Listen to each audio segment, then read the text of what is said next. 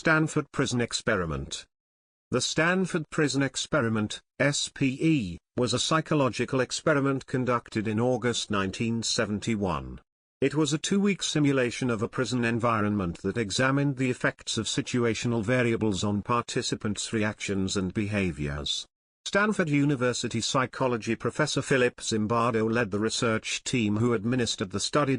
Participants were recruited from the local community with an ad in the newspapers offering $15 per day, $113 in 2023, to male students who wanted to participate in a psychological study of prison life. Volunteers were chosen after assessments of psychological stability and then randomly assigned to being prisoners or prison guards. Critics have questioned the validity of these methods. Those volunteers selected to be guards were given uniforms specifically to individuate them, and they were instructed to prevent prisoners from escaping. The experiment officially started when prisoners were arrested by Real Palo Alto police. Over the following 5 days, psychological abuse of the prisoners by the guards became increasingly brutal. After psychologist Christina Moslick visited to evaluate the conditions, she was upset to see how study participants were behaving and she confronted Zimbardo. He ended the experiment on the 6th day. SPE has been referenced and critiqued as an example of an unethical psychology experiment, and the harm inflicted on the participants in this and other experiments in the post-World War II era prompted American universities to improve their ethical requirements and institutional review for human subject experiments in order to prevent them from being similarly harmed. Other researchers have found it difficult to reproduce the study, especially given those constraints. Critics have described the study as unscientific and fraudulent. In particular, Thibault Latexia has established that the guards were directly asked to behave in certain ways in order to support Zimbardo's conclusions, which were largely written in advance of the experiment. However, Latexia's article has been criticized by Zimbardo for focusing mostly on ad hominem attacks and ignoring available data that contradicts his counter-arguments. Funding and methodology. The official website of the SPE describes the experiment goal as follows: we wanted to see what the psychological effects were of becoming a prisoner or prison guard. To do this, we decided to set up a simulated prison and then carefully note the effects of this institution on the behavior of all those within its walls. A 1996 article from the Stanford News Service described the experiment goal in a more detailed way. Zimbardo's primary reason for conducting the experiment was to focus on the power of roles, rules, symbols, group identity and situational validation of behavior that generally would repulse ordinary individuals. I had been conducting research for some years on de-individuation, vandalism and dehumanization that illustrated the ease with which ordinary people could be led to engage in antisocial acts by putting them in situations where they felt anonymous, or they could perceive of others in ways that made them less than a human, as enemies or objects. Zimbardo told the Toronto Symposium in the summer of 1996. The study was funded by the U.S. Office of Naval Research to understand antisocial behavior. The United States Navy and the United States Marine Corps wanted to investigate conflict between military guards and prisoners. Criticism of the SPE has continued long after the experiment ended. Many researchers have critiqued Philip Zimbardo's Stanford Prison Experiment for its methodology, whether it meets the criteria to be a scientific experiment, and whether the guard orientation created a demand bias. Publishing. Prior to publishing in American Psychologist and other peer-reviewed journals, the researchers reported the findings in Naval Research Reviews, International Journal of Criminology and Penology, IJCP, and the New York Times Magazine. David Amodio, psychology instructor at both New York University and the University of Amsterdam, dismissed Zimbardo's study, stating that releasing the article to an obscure journal demonstrated that Zimbardo was unable to convince fellow psychologists of the validity and reliability of his study.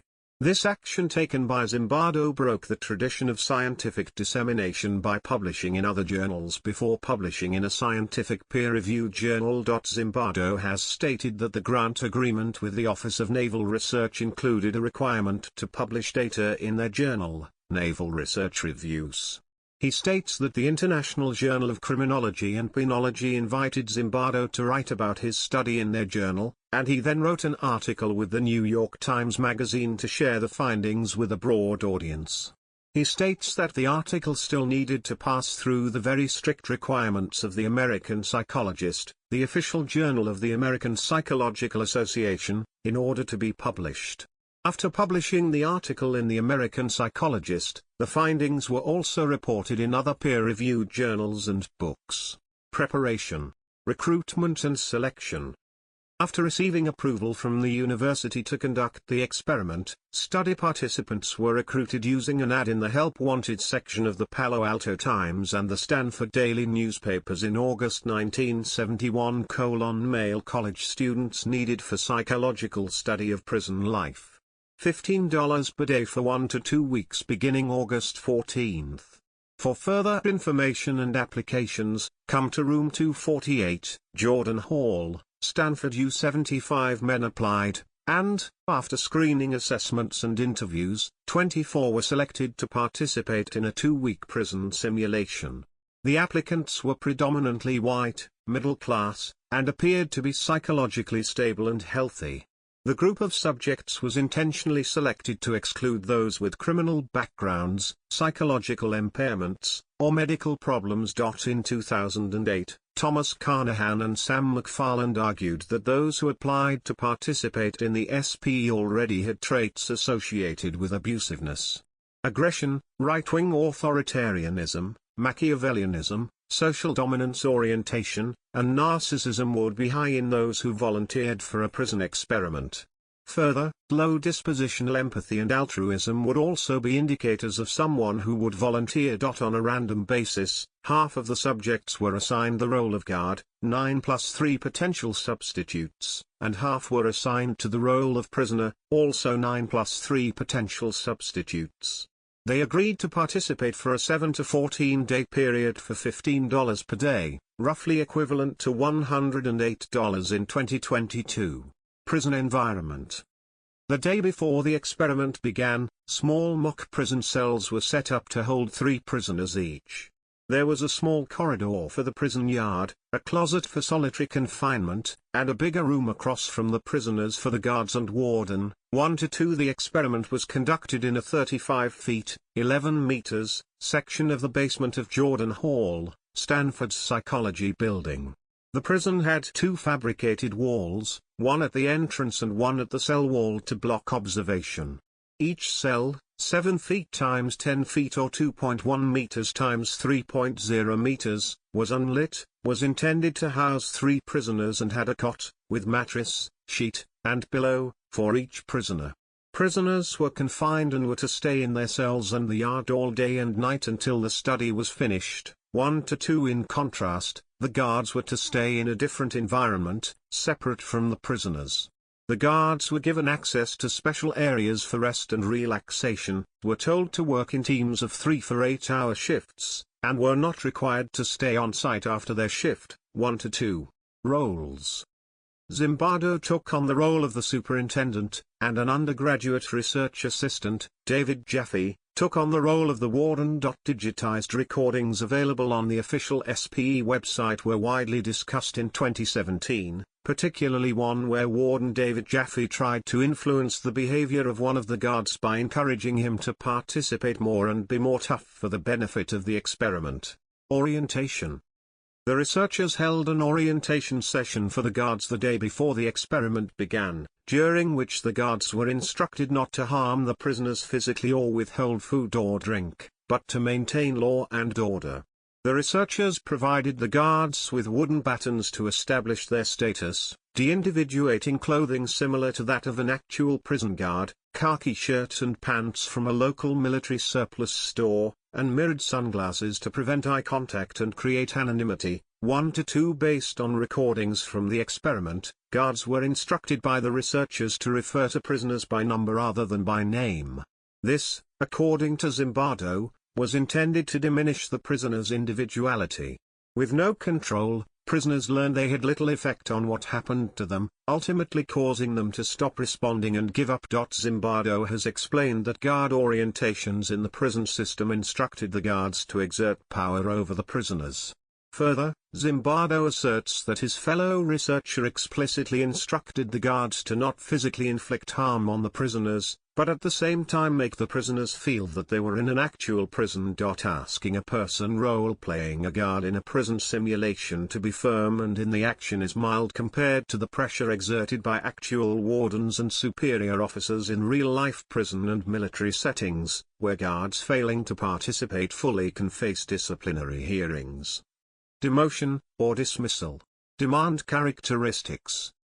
The study was criticized in 2012 for demand characteristics by psychologist Peter Gray, who argued that participants in psychological experiments are more likely to do what they believe the researchers want them to do, and specifically in the case of the SPE, to act out their stereotyped views of what prisoners and guards do.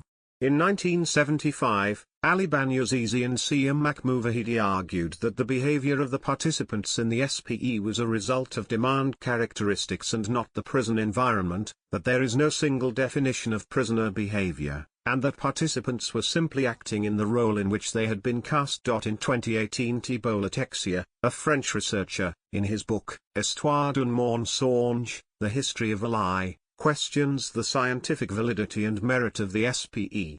He further discussed his critiques in an article published by the APA in 2019.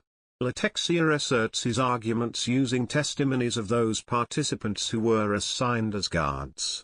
In his opinion, the sadism and submission displayed in the SPE was directly caused by Zimbardo's instructions to the guards and the guards' desire to please the researchers. In particular, he has established that the guards were directly asked to behave in certain ways in order to support Zimbardo's conclusions, which were largely written in advance of the experiment.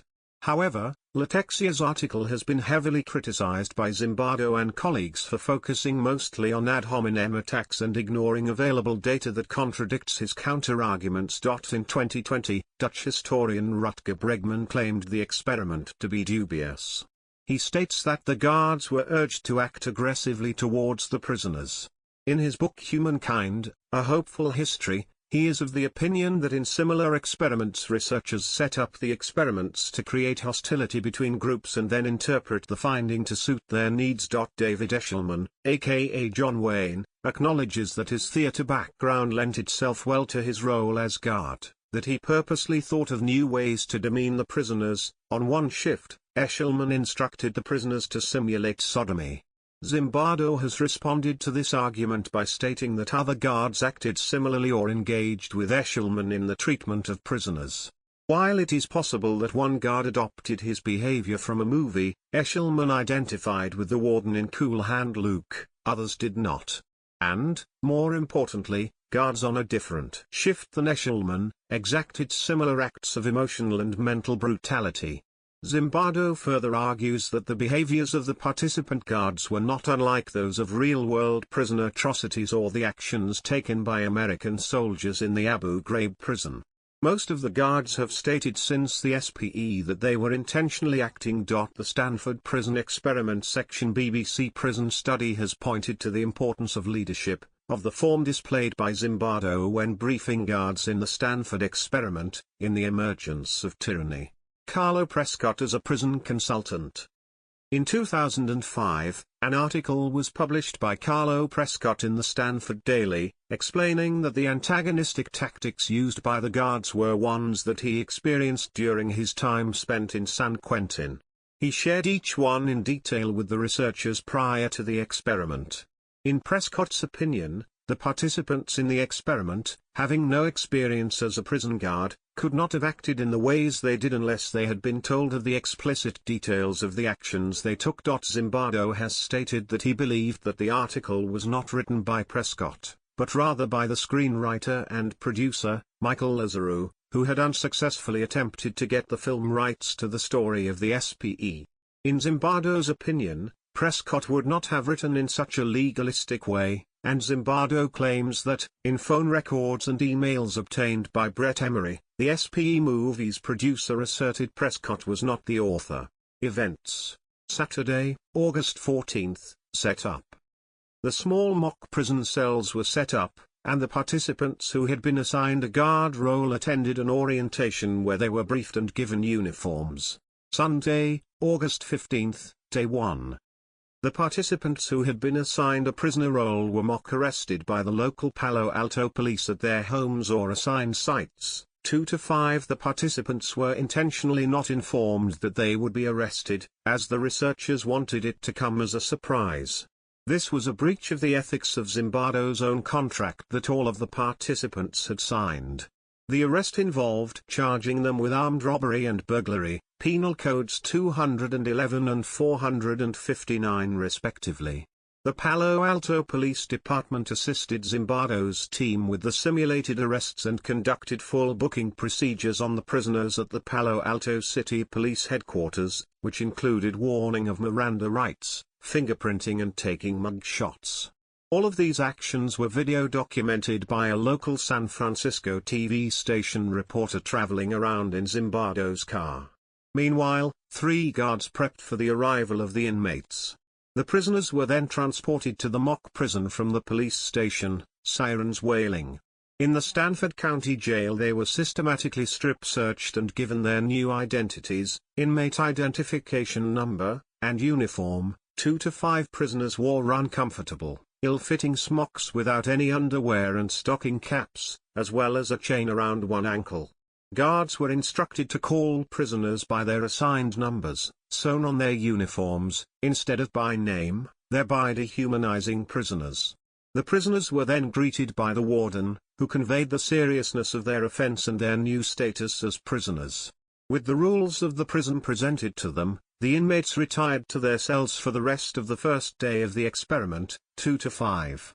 Monday, August 16, Day 2. Guards referred to prisoners by their identification and confined them to their small cells. At 2:30 a.m. the prisoners rebelled against guards' wake-up calls of whistles and clanging of batons.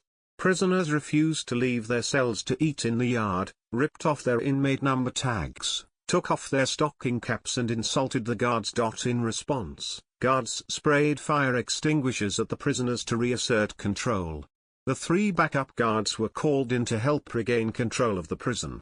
Guards removed all of the prisoners' clothes, removed mattresses and sentenced the main instigators to time in the hole. They attempted to dissuade any further rebellion using psychological warfare. One of the guards said to the other that, "These are dangerous prisoners." 5 to 8. Tuesday, August 17, Day 3. In order to restrict further acts of disobedience, the guards separated and rewarded prisoners who had minor roles in the rebellion. The 3 spent time in the good cell where they received clothing, beds, and food denied to the rest of the jail population. After an estimated 12 hours, the 3 returned to their old cells that lacked beds. Guards were allowed to abuse their power to humiliate the inmates. They had the prisoners count off and do push-ups arbitrarily, restricted access to the bathrooms, and forced them to relieve themselves in a bucket in their cells. Prisoner 8612. The first prisoner to leave the experiment was Douglas Corpy, prisoner 8612. After 36 hours, he had an apparent mental breakdown in which he yelled, "Jesus Christ, I'm burning up inside and I can't stand another night. I just can't take it anymore." Upon seeing his suffering, research assistant Craig Haney released Corpy. 8 to 11. However, in a 2017 interview, Corpy stated that his breakdown had been fake, and that he did it only so that he could leave and return to studying for his graduate record exam. He had originally thought that he could study while imprisoned, but the prison staff would not allow him. Further, Corpy expressed regret that he had not filed a false imprisonment charge at the time. Zimbardo responded to this criticism in 2018. First, while this experiment has been criticized overall for its ethics, Zimbardo stated that he needed to treat the breakdown as real and release the prisoner. Further, Zimbardo believes Corpy's 2017 interview was a lie. In 1992, in a documentary film about the study, Quiet Rage, Corpy asserted that the prison experiment had deeply affected him, and that experience led Corpy to later become a prison psychologist.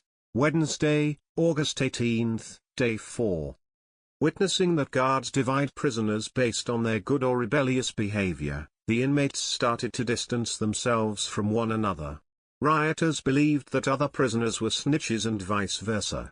Other prisoners saw the rebels as a threat to the status quo since they wanted to have their sleeping cots and clothes again. Prisoner 819 began showing symptoms of distress. He began crying in his cell. A priest was brought in to speak with him, but the young man declined to talk and instead asked for a medical doctor. After hearing him cry, Zimbardo reassured him of his actual identity and removed the prisoner. When prisoner 819 was leaving, the guards cajoled the remaining inmates to loudly and repeatedly decry that 819 did a bad thing. 11 to 12. Thursday, August 19, Day 5.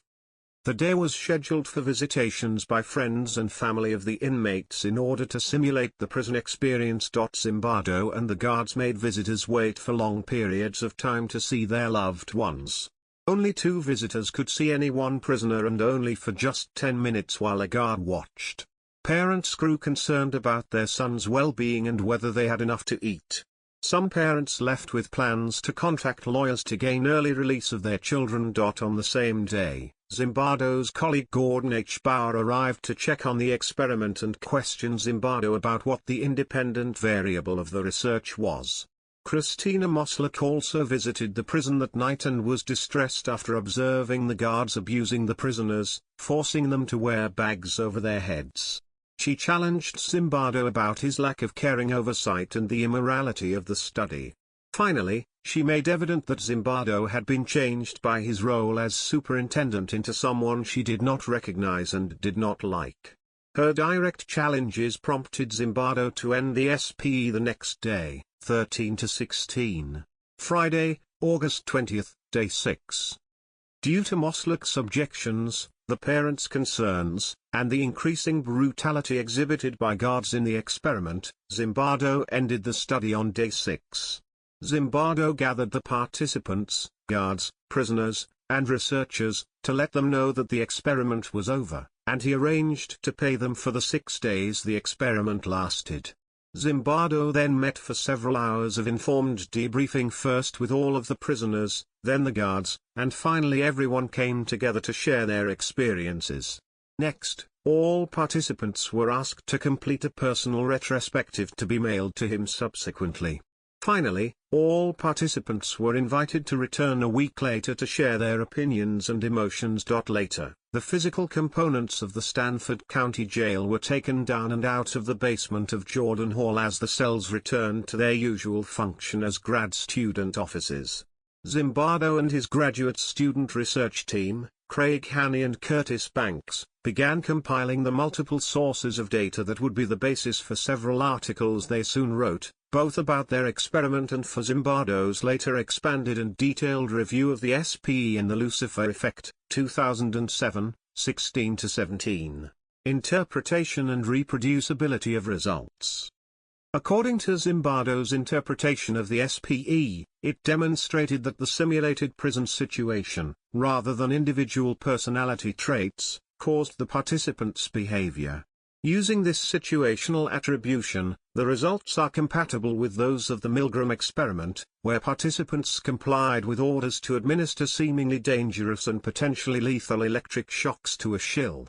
Others have posited that the guards assumed leadership roles due to encouragement from researchers rather than conforming to the situation. Conclusions and observations drawn by the experimenters were largely subjective and anecdotal, and the experiment is practically impossible for other researchers to accurately reproduce.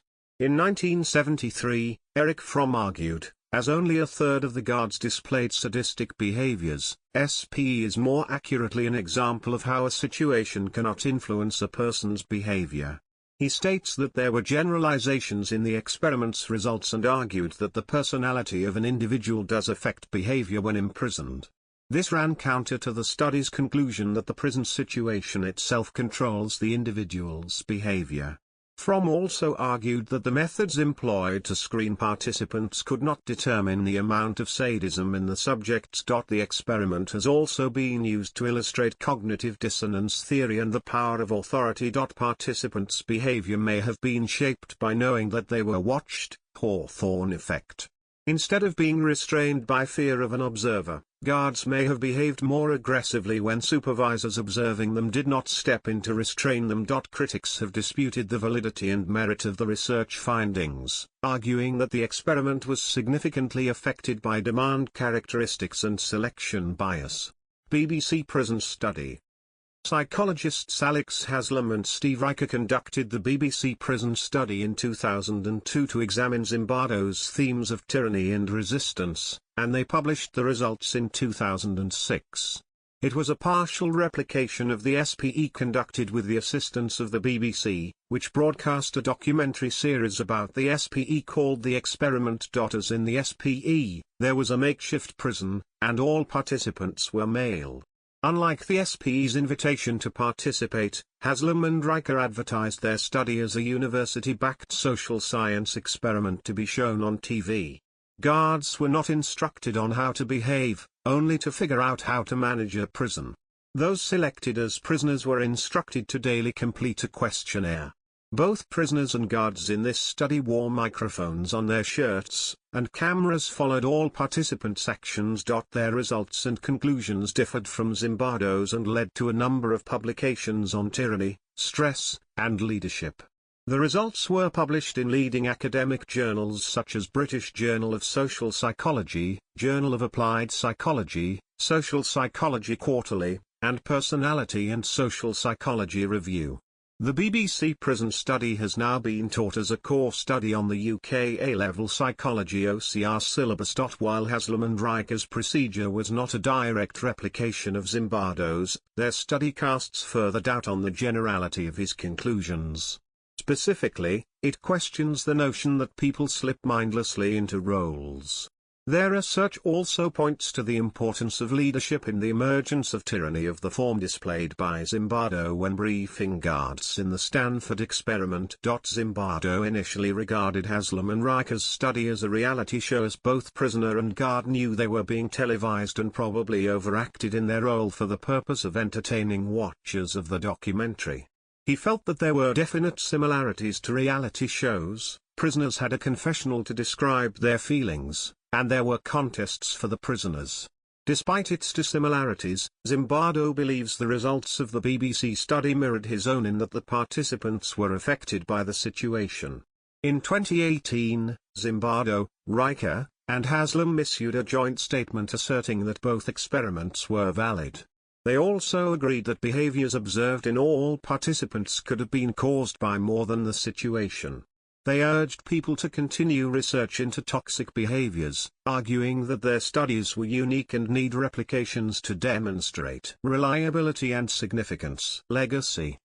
One positive result of the study is that it has altered the way U.S. prisons are run. For example, juveniles accused of federal crimes are no longer housed before trial with adult prisoners, due to the risk of violence against them. Zimbardo submitted a statement to the 1971 U.S. House Committee on the Judiciary about the experiment's findings.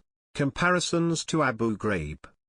When acts of prisoner torture and abuse at the Abu Ghraib prison in Iraq were publicized in March 2004, Zimbardo was struck by the similarity with his own experiment.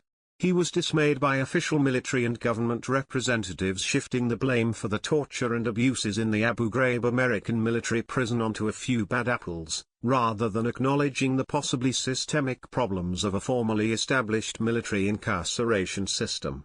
Zimbardo was then quoted saying, "I argue that we all have the capacity for love and evil, to be Mother Teresa, to be Hitler or Saddam Hussein. It's the situation that brings that out." Eventually, Zimbardo became involved with the defense team of lawyers representing one of the Abu Ghraib prison guards, Staff Sergeant Ivan Chip Frederick. Zimbardo was granted full access to all investigation and background reports, and he testified as an expert witness in Frederick's court-martial. The trial resulted in an 8-year prison sentence for Frederick in 2004. Zimbardo drew from his participation in the Frederick case to write the book The Lucifer Effect, Understanding How Good People Turn Evil, which deals with the similarities between his own Stanford prison experiment and the Abu Ghraib abuses. In popular culture, Italian filmmaker Carlo Tusi was the first director to film a story based on the experiment when, in 1977, he directed the television film La Gabbia, The Cage, for I1. Tusi's original story called for a group of 20 young people from various social backgrounds, who were randomly divided into guards and prisoners and instructed to spend 1 month on opposite sides of an enormously high gate, with barbed wire on top, built in the middle of a large park. Before principal photography started, however, some concerns from RAI executives forced Tusi and the screenwriters to alter the script into a very similar story to the actual Stanford experiment, including the outcome. Miguel Bosé starred as lead prisoner Carlo. Progressive pop band Pooh scored the film and had a hit in Italy with a 7-inch edit of the theme tune. The 2001 German-language film Das Experiment starring Moritz Bleibtreu is based on the experiment. It was remade in 2010 in English as The Experiment and was directed by Paul T. Schering and starred Adrian Brody, Forrest Whitaker, Cam Gigondet, Clifton Collins Jr., and Maggie Grace. The 2015 film The Stanford Prison Experiment is based on The Experiment. The YouTube series Minefield, hosted by Michael Stevens, features an episode discussing the experiment.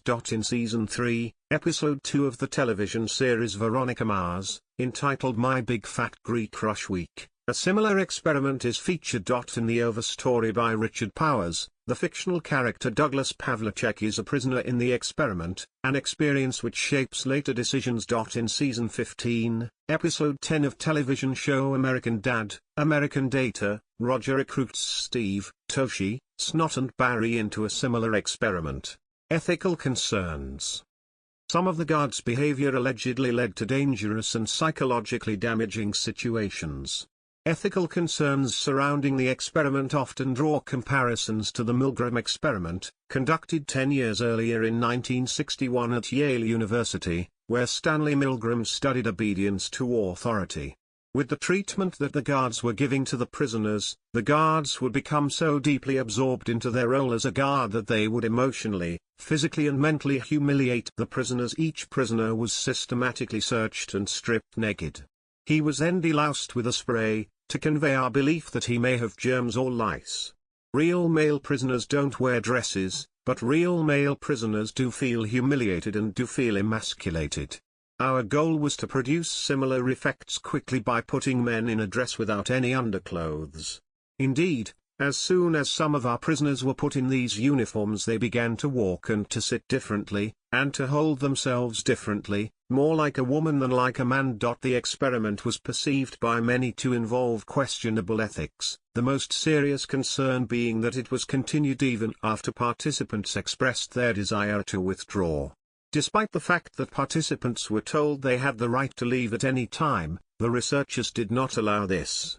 Although there was only limited ethical oversight at the time, some aspects of the study were in contradiction of the contract that was signed with participants. Since the time of the SPE, ethical guidelines for experiments involving human subjects have become more strict. The Stanford prison experiment led to the implementation of rules to preclude any harmful treatment of participants. Before they are implemented, human studies must now be reviewed by an Institutional Review Board, US, or Ethics Committee, UK, and found to be in accordance with ethical guidelines set by the American Psychological Association or British Psychological Society. These guidelines involve the consideration of whether the potential benefit to science outweighs the possible risk for physical and psychological harm. A post-experimental debriefing is now considered an important ethical consideration to ensure that participants are not harmed in any way by their experience in an experiment. Though the researchers did conduct debriefing sessions, there were several years after the SPE. By that time, numerous details were forgotten. Nonetheless, Zimbardo has concluded from his follow-up research that participants experienced no lasting negative effects. The American Psychological Association specifies that the debriefing process should occur as soon as possible to assess any psychological harm that may have been done and to rehabilitate participants if necessary.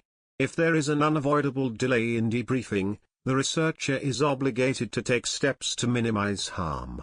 Similar studies.